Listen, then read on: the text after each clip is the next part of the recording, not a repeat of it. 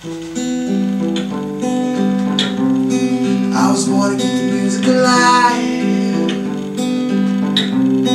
I was born to keep the music alive. I was born to keep the music alive.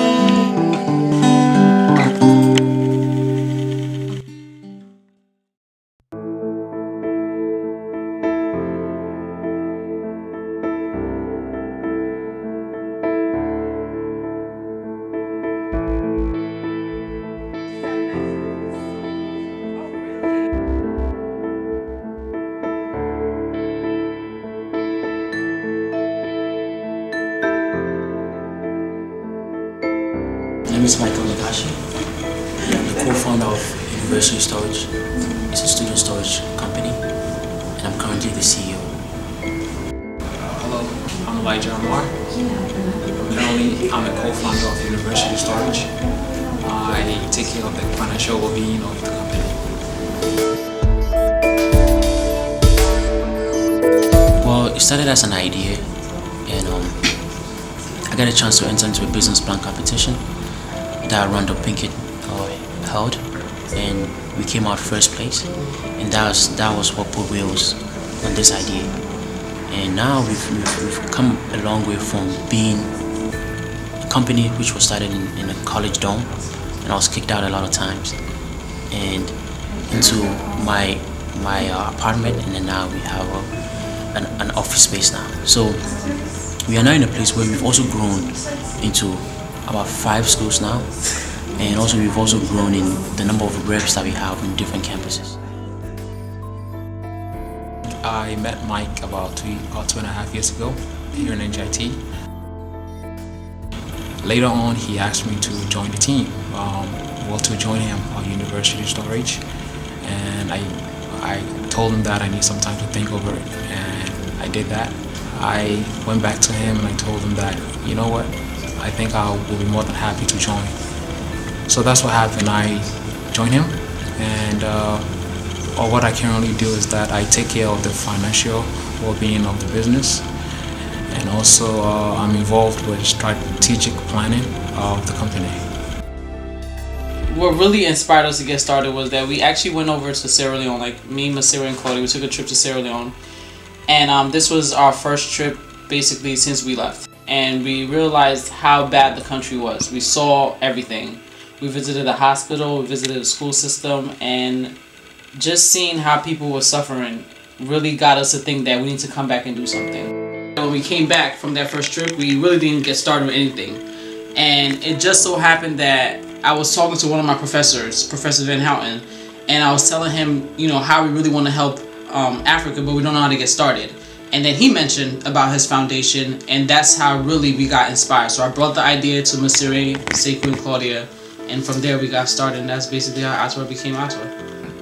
Well, basically we, having been, some of us born in Africa, some of us raised in Africa, and go to school out here, we understood the disparity of resources and things like that. And, so we decided, hey, we're going to start off by just collecting textbooks, pencils, and things like that, and we can send them out to the most remote areas that need it the most. And even though Atwa has expanded across like healthcare, microfinance, and a lot of different things, but that was the primary motivation when we saw things people were wishing out here, that a lot of people back home would give their right, left arm, a lot of parents, for the kids to have that and have the ability to educate themselves. So primarily we started on the basis of education, and then as time went by we started to spread out, clothing and medical supplies and things like that.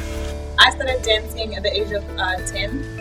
I started dancing at a backyard in the dusty roads of Soweto, and from there I fell in love with dancing, and since then I've been dancing professionally, and I worked with groups like Malaika, I worked with Chico Twala. I also, my dancers also worked with, some artists in South Africa. And I came to the US, and, I felt like, I'm missing something. So after meeting up with girls from South Africa, we came up with the idea of opening a dance group called Saga, which is South African Girls Abroad. And since then, we've been dancing, and we performed at places like Boston, Washington DC, in New York, and here in New Jersey. So yeah, it's been fruitful and fulfilling to be like dancing. Hey yo, all my boys realize that I was missing from the clip. Then they go and say, let go, but I need my baby. So I went along and didn't listen, and I did the same.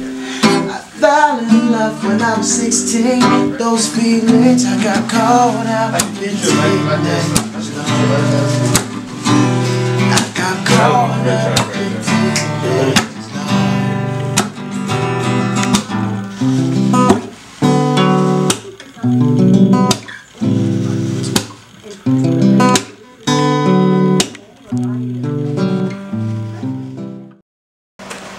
Sorry, with Joe, aka Benjamin Martin. Chris Akinyemi, aka Chris Akinyemi. Funsho, Tannaz baby. Aaron Monroe, aka D-Boy, Tannaz Records, Live Records in the buildings. And Gabrielle Finley, just Gabrielle Finley. me and Funsho went Chris Akinyemi and Tasu. And we just started working with Gabrielle and D-Boy, you know what I'm saying? So, hey. What's up, guys? My name is D-Boy. I produce for Tannaz Records, a great label. Owner of Lab Records, which is my label that's coming out soon. And Mo is going to manage the label. Gabrielle Finley, producer for her too, as well as Chris Shaw. We're just trying to, make great music, so that's our goal.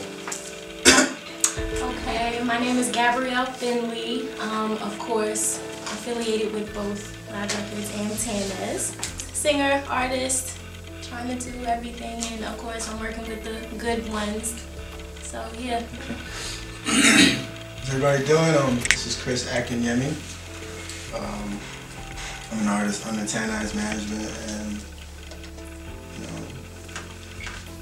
how we met. You want to know how we met? I'll tell you how we met. We met when you called me that day, like, yo, I got this track. We met that day. Was it radio? Oh yeah, radio. That was just a song. It just came with time. Then I called up D-Boy like, yo, I got this song. So I played it for him over the phone. Right away, he was like, yo, we gotta do that. So we went into the studio. It was like we did the song in like 3 days. Like when people do songs, they like to be like, oh, brag, like, yo, I did 4 tracks today. I did a whole mixtape today, brother. But us, we like to concentrate and focus on one song and make it the best we can. I think that's the best way to make it. I mean, it's just whenever it comes. It could come in a minute, it could come in a year. It's whenever it comes for us, I mean, the list of my memorable performance is endless. I've been performing, for as much as I can remember. But the most memorable one is, I think I was 13 and I was performing at Bed's Dance Theater for the F&B Vita Dance Umbrella, which is held like once a year in South Africa. And that was the best memorable performance for me, because after the performance, I won an award for that, and then that channeled me to be like a breadwinner for my family. There are, positive and negative, effects on dancing, because dancing is not guaranteed like as a lifetime career, because if it happens that you're performing and you get injured, then that's it. Unless if your injury is a minor thing that can be fixed. If not, you'll just go to the theater to watch other dancers performing, but you cannot perform. And that, I think, is really heartbreaking to look at people doing something that you really love and you cannot do it because of your physical condition. I think it was a conversation that we had after our session with University Storage. It's a seasonal business. So I think after the session, I came up to Elijah, because we do that a lot. We we live in the same house, you know. I came up to him and said, you know, I think we have a shot at this because there is something going on which the government is doing.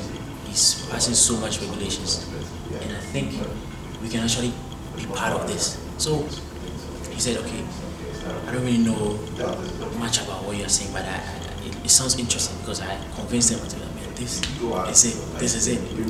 Take us out of being seasonal to being what year round, and that's what we wanted to. That's what we were looking for, to do something that would make us a year-round business. So I think he started getting excited when I started mentioning it's an evergreen business. It's a business that the money keeps coming in at a steady rate. So I saw that smile and I knew that I got him.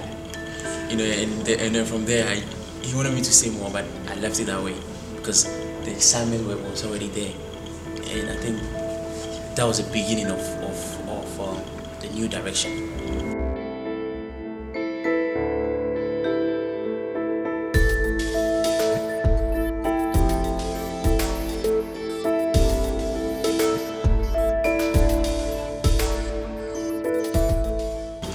Now that led to so many conversations, to the name, and are we going to use that name? Yeah, it's, you know, main reason is that about a year ago we stumbled upon a company in South Carolina who are doing the exact same thing we are doing. They are into storage for college students, and they've been around actually a little bit longer than we have. They've been around since 2005. Is that right? Yeah, 2005. And they have the exact same name, University Storage. And our goal is not just to grow in New Jersey, but we have plans to grow also outside of New Jersey and possibly outside of the country.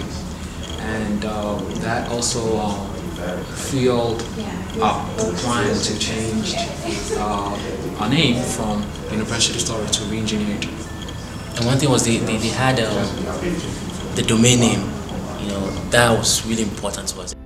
I had a customer call me and said, hey Mike, I'm trying to place an order and I can't find your company. I mean, what you guys are saying is not on there.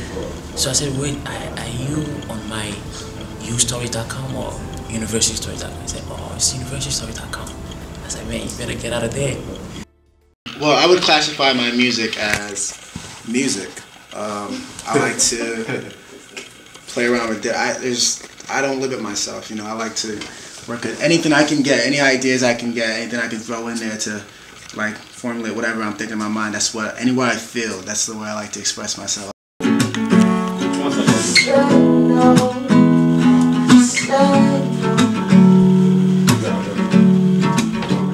I first met Funsho and Moo, I didn't even like know who they were. I was just like, oh, that's Chris's friends. And I was just, I think I was recording, or I don't know, maybe Ty was recording. And yeah, I mean, I met them. They were just, you know, generally nice, but I didn't really know them. But now that I know them, I'm like, okay, like they're on point.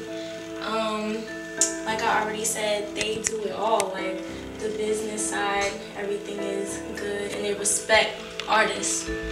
So you could just generally, you could classify me as pop, as in popular, like what's really going on right now. So like I don't really know what to call myself. I guess I would have to make up a genre, but until then I guess I'm like pop, but I feel like I can do anything. I've heard about certain artists where the record labels or the managers really don't let them express themselves all the way. So, and they try to fit them into a genre like R&B. I'm black. So you already know a lot of young black girls, they try to squeeze them into this R&B type, you know, sound, but I do it, I feel like I can do it all. Do you want me to sing? Okay.